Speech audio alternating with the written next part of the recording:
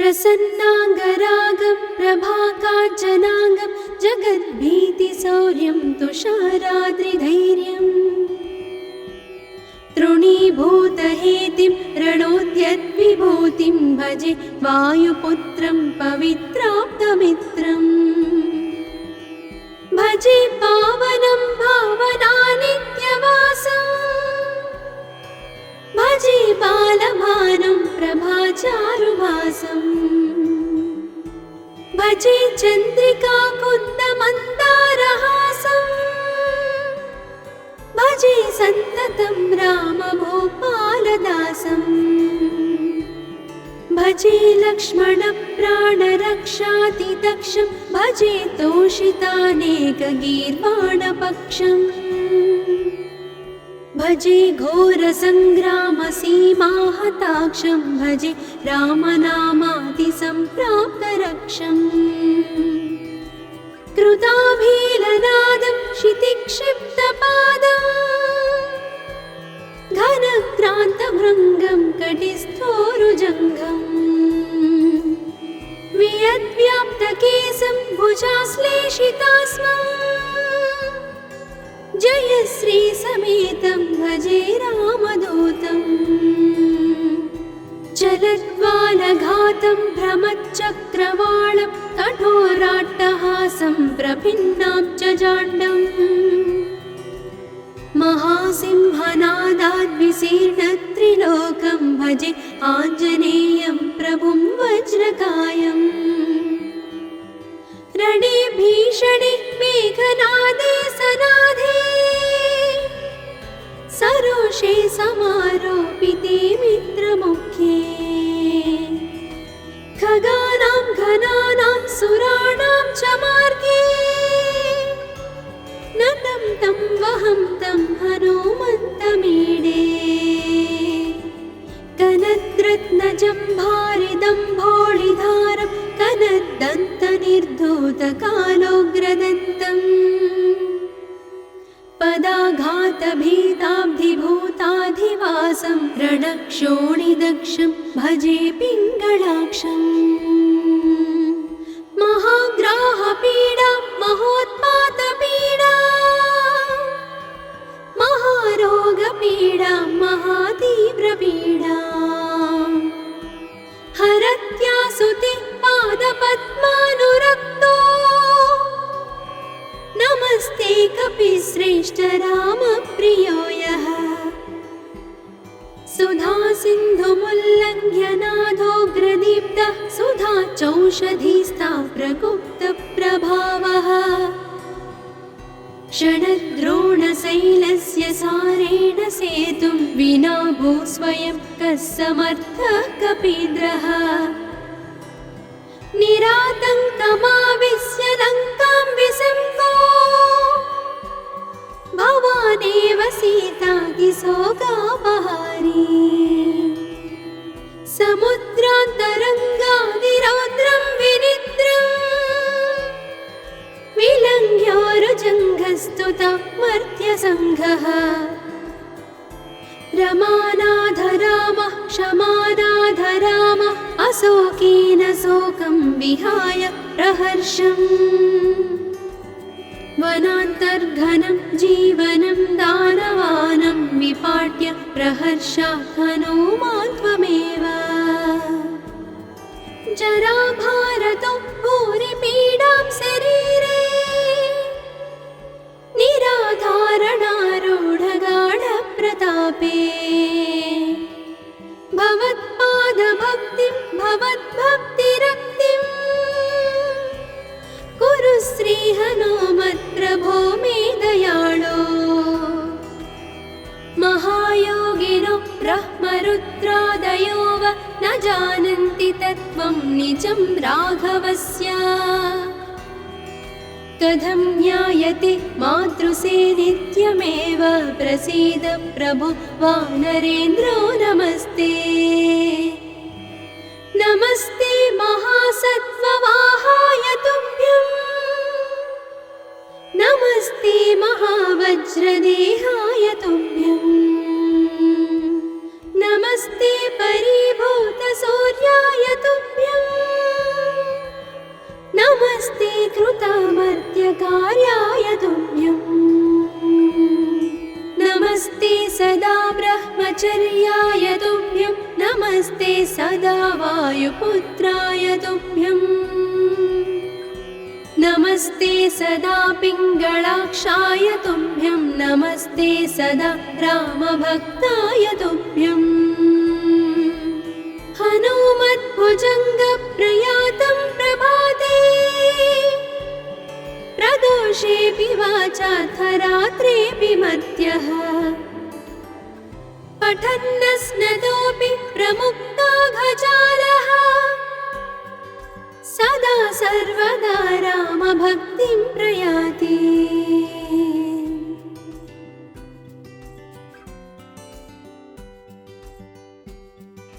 प्रसन्नाङ्गरागं प्रभाकाञ्चनाङ्गं जगद्भीतिशौर्यं तुषाराद्रिधैर्यम् तृणीभूतहेतिं रणोद्यद्विभूतिं भजे वायुपुत्रं पवित्राप्तमित्रम् भजे पावनं भावनानित्यवासम् भजे बालभानं प्रभाचारुभासम् भजे चन्द्रिकाकुन्दमन्दारहासम् भजे सन्ततं रामभूपालदासम् भजे लक्ष्मणप्राणरक्षातिदक्षं भजे तोषितानेकगीर्वाणपक्षम् भजे घोरसङ्ग्रामसीमाहताक्षं भजे रामनामातिसम्प्राप्तरक्षम् कृताभीलनादं क्षितिक्षिप्तपादम् घनक्रान्तभृङ्गं कटिस्थोरुजङ्घम् वियद्व्याप्तकेशं भुजाश्लेषितास्मम् जयश्रीसमेतं भजे रामदूतम् चलद्वालघातं भ्रमच्चक्रवालं कठोराट्टहासं प्रभिन्नाब्जजाण्डम् महासिंहनादाद्विशीर्णत्रिलोकं भजे आञ्जनेयं प्रभुं वज्रकायम् रणे भीषणे मेघनादे सनादे सरोषे समारोपिते मित्रमुख्ये खगानां घनानां सुराणां च मार्गे नतं तं वहं तं हनुमन्तमीडे कनद्रत्नजम्भारिदम्भोळिधारं कनद्दन्तनिर्धूतकालोग्रदन्तम् पदाघातभीताब्धिभूताधिवासं रणक्षोणिदक्षं भजे पिङ्गळाक्षम् महाग्राहपीडा महोत्पातपीडा महारोगपीडा महातीव्रपीडा हरत्यासुते पादपद्मानुरक्तो नमस्ते कपिश्रेष्ठ रामप्रियो यः सुधा सिन्धुमुल्लङ्घ्य नाथोग्रदीप्तः सुधा चौषधीस्ता प्रगुप्तप्रभावः षडद्रोणशैलस्य सारेण सेतुं विना भूस्वयं कः समर्थः कपीन्द्रः निरातङ्कमाविश्य लङ्कां विसङ्को भवानेव सीतातिशोकापहारी समुद्रान्तरङ्गादिरौद्रं विनिद्रम् विलङ्घ्योरुजङ्घस्तुता मर्त्यसङ्घः रमानाथ रामः क्षमानाथ रामः अशोकेन शोकं विहाय प्रहर्षम् वनान्तर्घनं जीवनं दानवानं विपाट्य प्रहर्षात् हनुमान् त्वमेव जराभारतो भूरिपीडां शरीरे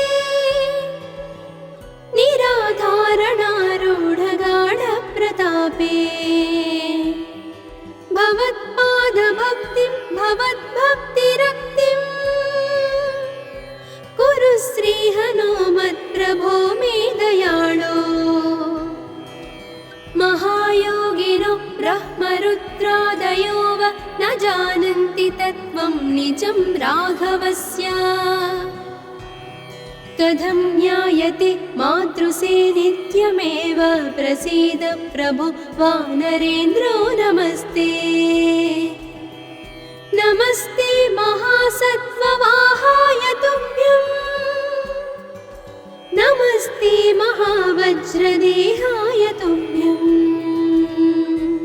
नमस्ते परिभूतसूर्याय तुभ्यं नमस्ते कृतमर्त्यकार्याय तुभ्यं नमस्ते सदा ब्रह्मचर्याय तुभ्यं नमस्ते सदा वायुपुत्राय तुभ्यं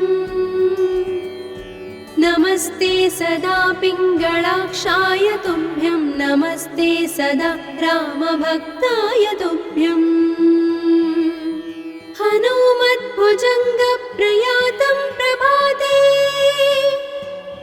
प्रदोषेऽपि वाचाथ रात्रेऽपि मध्यः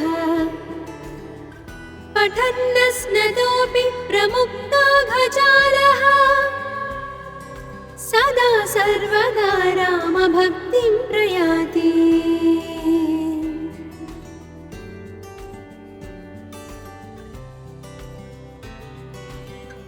प्रसन्नाङ्गरागं प्रभाकाञ्चनाङ्गं जगद्भीतिशौर्यं तुषाराद्रिधैर्यम् तृणीभूतहेतिं रणोद्यद्विभूतिं भजे वायुपुत्रं पवित्राप्तमित्रम् भजे पावनं भावनानित्यवासं भजे बालभानुं प्रभाचारुवासं भजे चन्द्रिकाकुन्दमन्दारहासं भजे सन्ततं रामभूपालदासं भजे लक्ष्मणप्राणरक्षातिदक्षं भजे तोषितानेकगीर्वाणपक्षम् भजे घोरसङ्ग्रामसीमाहताक्षं भजे रामनामातिसम्प्राप्तरक्षम् कृताभीलनादं क्षितिक्षिप्तपादं घनक्रान्तभृङ्गं कटिस्थोरुजङ्घम् वियद्व्याप्तकेशं भुजाश्लेषितास्मं जयश्रीसमेतं भजे रामदूतं चलद्वालघातं भ्रमच्चक्रवालं कठोराट्टहासं प्रभिन्नाब्जजाण्डम् महासिंहनादाद्विशीर्णत्रिलोकं भजे आञ्जनेयं प्रभुं वज्रकायम् रणे भीषणे मेघनादे सनाधे सरोषे समारोपिते मित्रमुख्ये खगानां घनानां सुराणां च मार्गे नतं तं वहं तं हनुमन्तमीडे कनद्रत्नजम्भारिदम्भोळिधारं कनद्दन्तनिर्धूतकालोग्रदन्तम् पदाघातभीताब्धिभूताधिवासं रणक्षोणिदक्षं भजे पिङ्गळाक्षम् महाग्राहपीडा महोत्पातपीडा महारोगपीडा महातीव्रपीडा हरत्यासुते पादपद्मानुरक्तो नमस्ते कपिश्रेष्ठ रामप्रियो यः सुधा सिन्धुमुल्लङ्घ्य नाथोग्रदीप्तः सुधा चौषधीस्ता प्रगुप्तप्रभावः षडद्रोणशैलस्य सारेण सेतुं विना भूस्वयं कः समर्थः कपीन्द्रः निरातङ्कमाविश्य लङ्कां विसम्पो भवानेव सीतातिशोकापहारी समुद्रान्तरङ्गादिरौद्रं विनित्य प्रस्तुता मर्त्यसङ्घः रमानाथ रामः क्षमानाथ रामः अशोकेन शोकं विहाय प्रहर्षम् वनान्तर्घनं जीवनं दानवानं विपाट्य प्रहर्षात् हनूमान् त्वमेव जराभारतो भूरिपीडां शरीरे निराधारणारूढगाढप्रतापे भवत्पादभक्तिं भवद्भक्तिरक्तिं कुरु श्रीहनुमत्प्रभो मे दयाळो महायोगिनो ब्रह्मरुद्रादयो वा न जानन्ति तत्त्वं निजं राघवस्य कथं ज्ञायते मातृसे नित्यमेव प्रसीद प्रभो वानरेन्द्रो नमस्ते नमस्ते महासत्त्ववाहाय तुभ्यं नमस्ते महावज्रदेहाय तुभ्यं नमस्ते परिभूतसूर्याय तुभ्यं नमस्ते कृतामर्त्यकार्याय तुभ्यं नमस्ते सदा ब्रह्मचर्याय तुभ्यं नमस्ते सदा वायुपुत्राय तुभ्यं नमस्ते सदा पिङ्गळाक्षाय तुभ्यं नमस्ते सदा रामभक्ताय तुभ्यं हनुमद्भुजङ्गप्रयातं प्रभाते प्रदोषेऽपि वाचार्थरात्रेऽपि मर्त्यः पठन्नस्नतोऽपि प्रमुक्ताघजालः सदा सर्वदा रामभक्तिं प्रयाति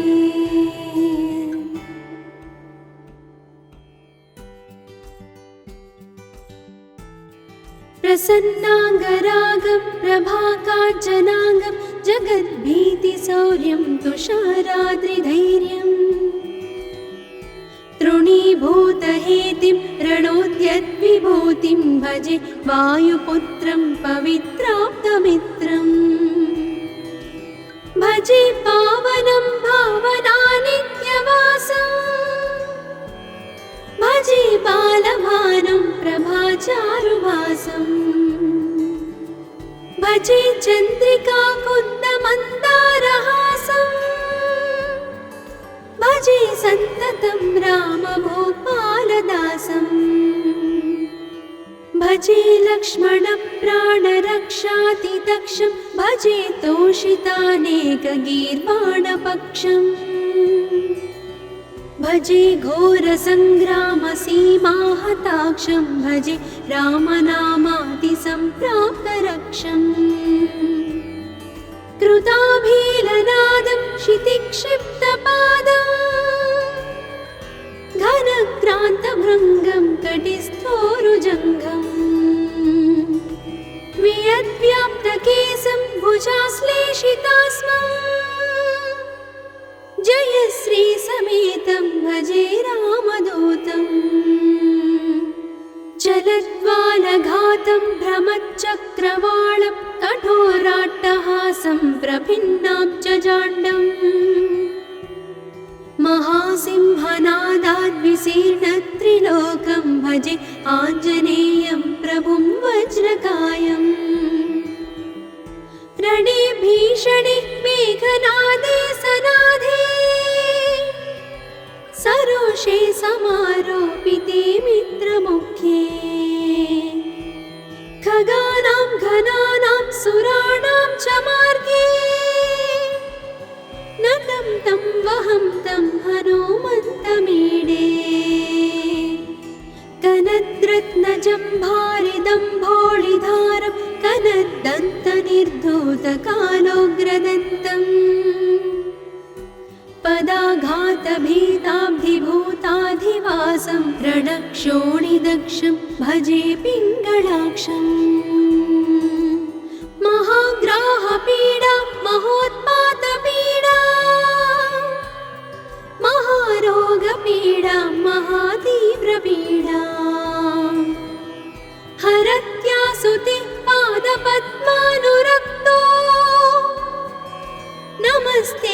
श्रुतिश्रेष्ठ रामप्रियो यः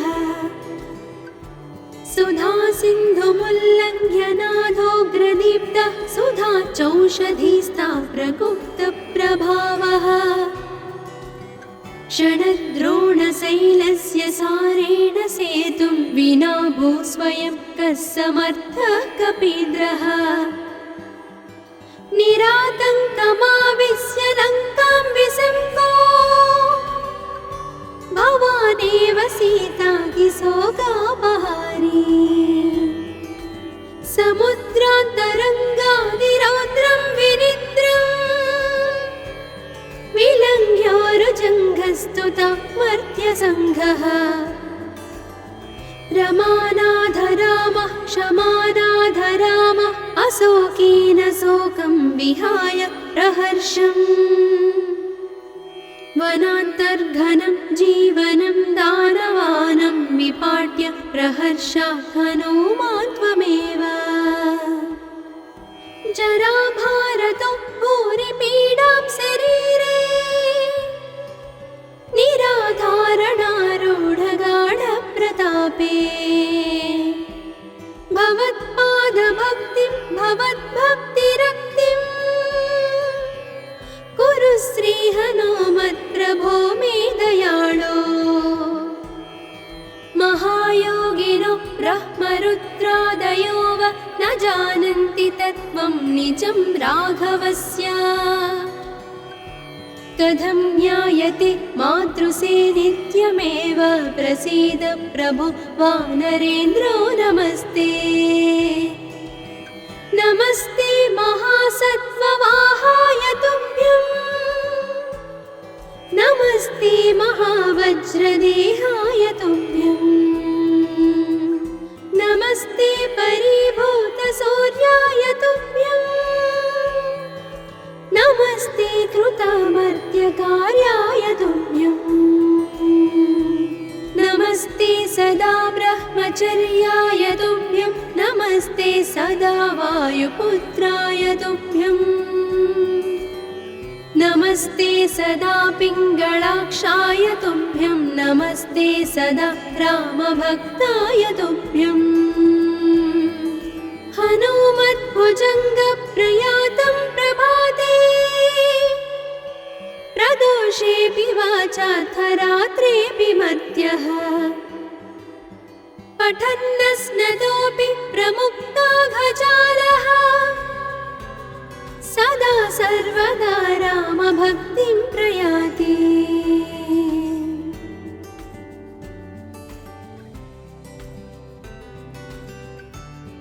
प्रसन्नाङ्गरागं प्रभाकाञ्चनाङ्गं जगद्भीतिशौर्यं तुषाराद्रिधैर्यम् तृणीभूतहेतिं रणोद्यद्विभूतिं भजे वायुपुत्रं पवित्राप्तमित्रम् भजे पावनं भावनानित्यवासं भजे बालभानुं प्रभाचारुभासं भजे चन्द्रिकाकुन्दमन्दारहासं भजे सन्ततं रामभूपालदासं भजे लक्ष्मणप्राणरक्षातिदक्षं भजे तोषितानेकगीर्वाणपक्षम् भजे घोरसङ्ग्रामसीमाहताक्षं भजे रामनामादिसम्प्राप्तरक्षम् कृताभीलनादं क्षितिक्षिप्तपादं घनक्रान्तभृङ्गं कटिस्थोरुजङ्घम् वियद्व्याप्तकेशं भुजाश्लेषितास्मं जय श्रीसमेतं भजे रामदूतं चलद्वालघातं भ्रमच्चक्रवालं कठोराट्टहासं प्रभिन्नाब्जजाण्डम् महासिंहनादाद्विशीर्णत्रिलोकं भजे आञ्जनेयं प्रभुं वज्रकायम् रणे भीषणे मेघनादे सनादे प्रकाशे समारोपिते मित्रमुख्ये खगानां घनानां सुराणां च मार्गे नतं तं वहं तं हनुमन्तमीडे कनद्रत्नजम्भारिदम्भोळिधारं कनद्दन्तनिर्धूतकालोग्रदन्तम् पदाघातभीताब्धिभूताधिवासं रणक्षोणिदक्षं भजे पिङ्गळाक्षम् महाग्राहपीडा महोत्पातपीडा महारोगपीडा महातीव्रपीडा हरत्यासुते पादपद्मानुरक्तो नमस्ते कपिश्रेष्ठ रामप्रियो यः सुधा सिन्धुमुल्लङ्घ्य नाथोग्रदीप्तः सुधा चौषधीस्ता प्रगुप्तप्रभावः षडद्रोणशैलस्य सारेण सेतुं विना भूस्वयं कः समर्थः कपीन्द्रः निरातङ्कमाविश्य लङ्कां विसङ्गो भवानेव सीतातिशोकापहारी समुद्रान्तरङ्गादिरौद्रं विनिद्रम् विलङ्घ्योरुजङ्घस्तुता मर्त्यसङ्घः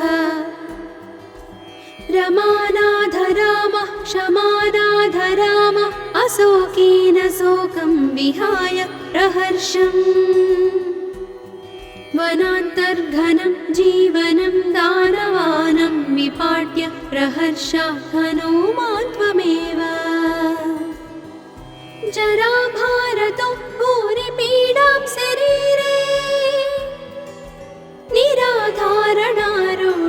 निराधारणारूढगाढप्रतापे भवत्पादभक्तिं भवद्भक्तिरक्तिं कुरु श्रीहनुमत्प्रभो मे दयाळो महायोगिनो ब्रह्मरुद्रादयो वा न जानन्ति तत्त्वं निजं राघवस्य कथं ज्ञायते मातृसे नित्यमेव प्रसीद प्रभो वानरेन्द्रो नमस्ते नमस्ते महासत्त्ववाहाय तुभ्यं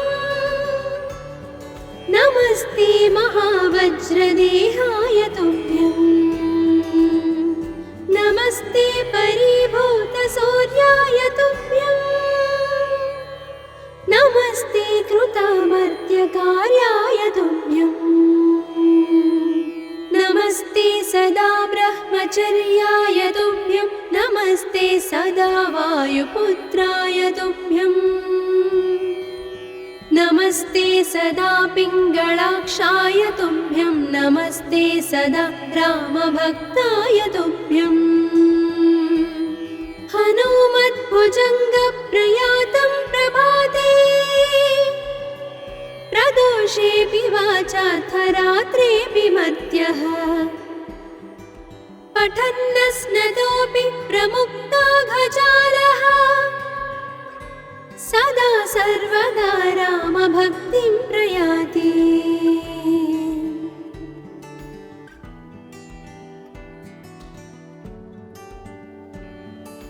प्रसन्नाङ्गरागं प्रभाकाञ्चनाङ्गं जगद्भीतिशौर्यं तुषाराद्रिधैर्यम् तृणीभूतहेतिं रणोद्यद्विभूतिं भजे वायुपुत्रं पवित्राप्तमित्रम् भजे पावनं भावनानित्यवासं भजे बालभानुं प्रभाचारुभासं भजे चन्द्रिकाकुन्दमन्दारहासं भजे सन्ततं रामभूपालदासं भजे लक्ष्मणप्राणरक्षातिदक्षं भजे तोषितानेकगीर्वाणपक्षम् भजे घोरसङ्ग्रामसीमाहताक्षं भजे रामनामादिसम्प्राप्तरक्षम् कृताभीलनादं क्षितिक्षिप्तपादम् घनक्रान्तभृङ्गं कटिस्थोरुजङ्घम् वियद्व्याप्तकेशं भुजाश्लेषितास्मम् जयश्रीसमेतं भजे रामदूतम् चलद्वालघातं भ्रमच्चक्रवालं कठोराट्टहासं प्रभिन्नाब्जजाण्डम् महासिंहनादाद्विशीर्णत्रिलोकं भजे आञ्जनेयं प्रभुं वज्रकायम् रणे भीषणे मेघनादे सनाधे सरोषे समारोपिते मित्रमुख्ये खगानां घनानां सुराणां च मार्गे नतं तं वहं तं हनुमन्तमीडे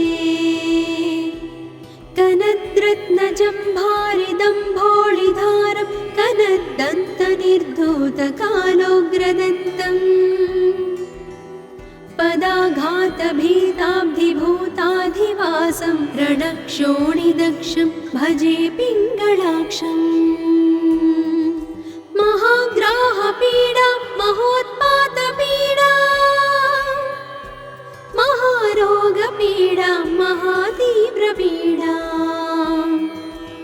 हरत्यासुते पादपद्मानुरक्तो नमस्ते कपिश्रेष्ठ रामप्रियो यः सुधा सिन्धुमुल्लङ्घ्य नाथोग्रदीप्तः सुधा चौषधीस्ता प्रगुप्तप्रभावः षडद्रोणशैलस्य सारेण सेतुं विना भूस्वयं कः समर्थः कपीन्द्रः निरातङ्कमाविश्य लङ्कां विसङ्गो भवानेव सीतातिशोकापहारी समुद्रान्तरङ्गादिरौद्रं विनिद्रम् विलङ्घ्योरुजङ्घस्तुता मर्त्यसङ्घः रमानाधरामः क्षमानाधरामः अशोकेन शोकं विहाय प्रहर्षम् वनान्तर्घनं जीवनं दानवानं विपाट्य प्रहर्षा हनुमान् त्वमेव जराभारतो भूरिपीडां शरीरे निराधारणारूढगाढप्रतापे भवत्पादभक्तिं भवद्भक्तिरक्तिं कुरु श्रीहनुमत्प्रभो मे दयाळो महायोगिनो ब्रह्मरुद्रादयो वा न जानन्ति तत्त्वं निजं राघवस्य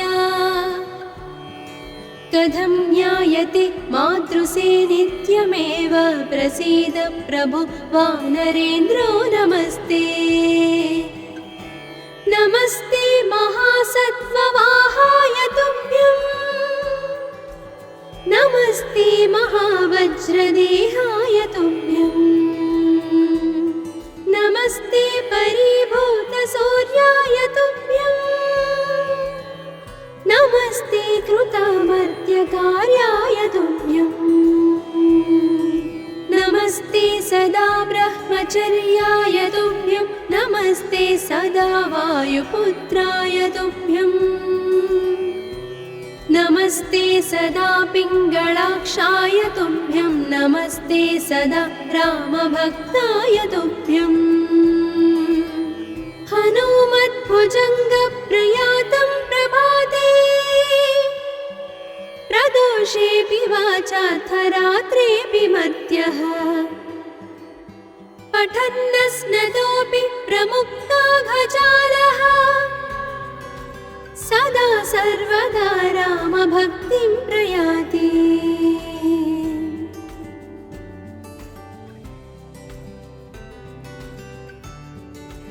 प्रसन्नाङ्गरागं प्रभाकाञ्चनाङ्गं जगद्भीतिशौर्यं तुषाराद्रिधैर्यम्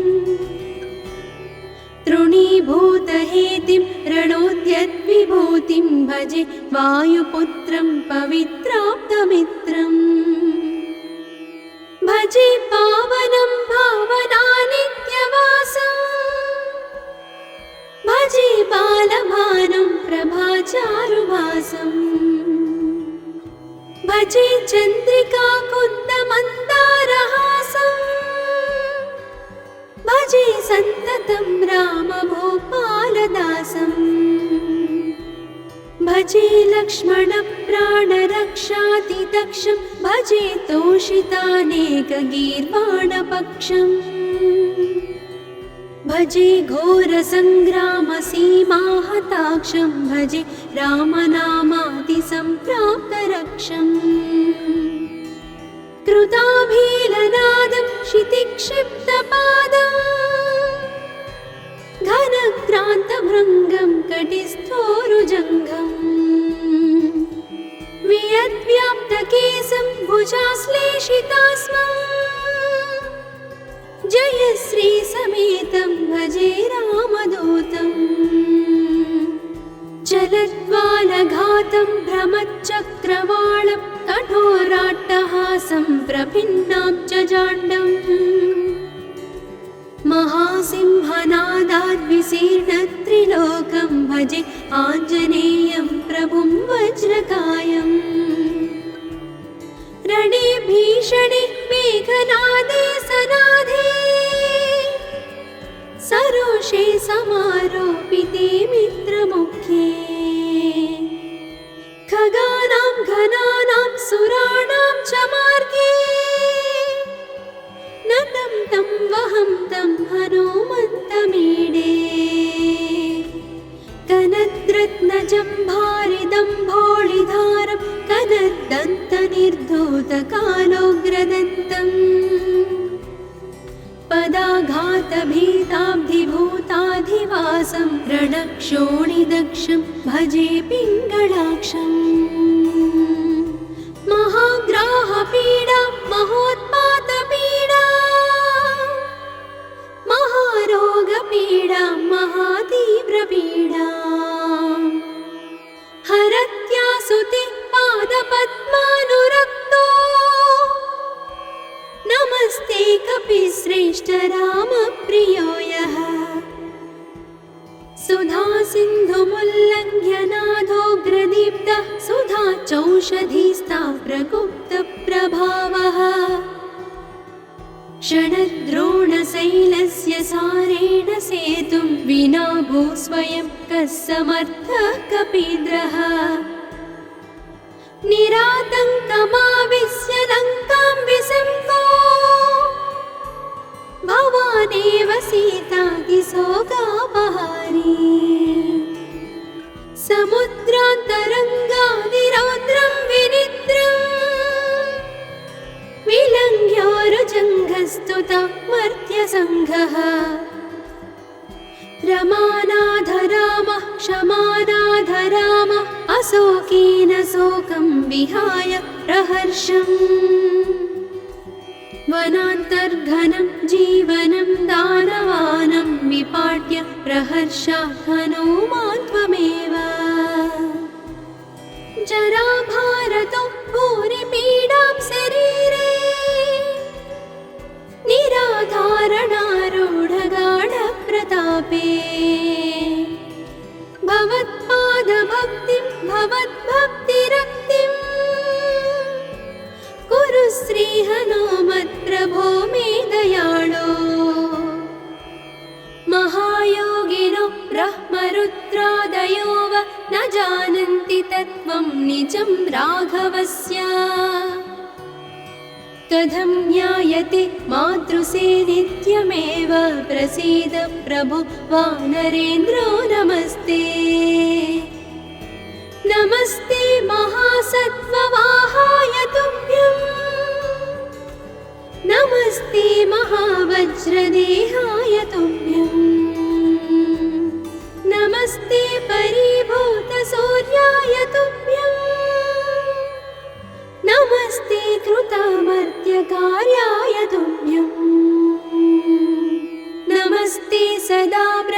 परिचर्याय तुभ्यं नमस्ते सदा वायुपुत्राय तुभ्यं नमस्ते सदा पिङ्गलाक्षाय तुभ्यं नमस्ते सदा रामभक्ताय तुभ्यं हनुमद्भुजङ्गप्रयातं प्रभाते प्रदोषेऽपि वाचार्थरात्रेऽपि मर्त्यः पठन्नस्नतोऽपि प्रमुक्तो